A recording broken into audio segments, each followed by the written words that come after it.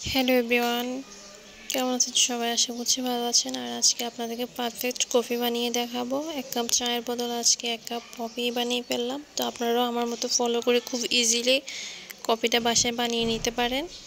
তো এখানে ফার্স্টে আমি যে কোনো এক ব্র্যান্ডের একটা কফি প্যাকেট নিয়ে নিলাম। আপনারা চাইলে যে কোনো একটা ব্র্যান্ডের কফি প্যাকেট নিয়ে এখানে ব্যবহার করতে পারেন। আর এখানে আমি চিনি দিয়ে, সামান্য কুসুম গরম পানি দিয়ে আর দিয়েছি মাস্ট গুঁড়ো দুধের 3 টেবিল চামচের মতো। এগুলো দিয়ে ভালো করে আমি উপকরণগুলো মিক্স করে নেব। যত মিক্স করবেন তত কফির যে ফোমটা আছে ওটা ভালো আসবে, কালারটাও ভালো আসবে, খেতেও ভালো লাগবে।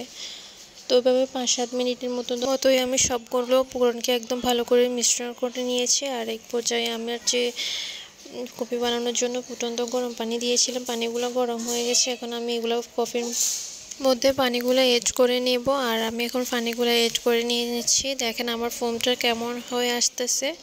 তো এগুলো ভালো করে একটু ছেড়ে নেব। দেখেন আমার পারফেক্টলি খুব ইজিলি একটা কফি বানানো হয়ে গিয়েছে। আর আপনারাও এভাবে মাঝে মধ্যে 1 কাপ চায়ের বদল কফিটা এভাবে ইজিলি বানিয়ে নিতে পারেন।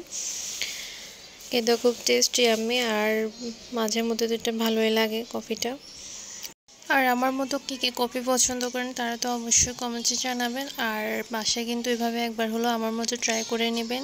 খেতেও কিন্তু খুব টেস্টি আমি হয় এভাবে বানালে।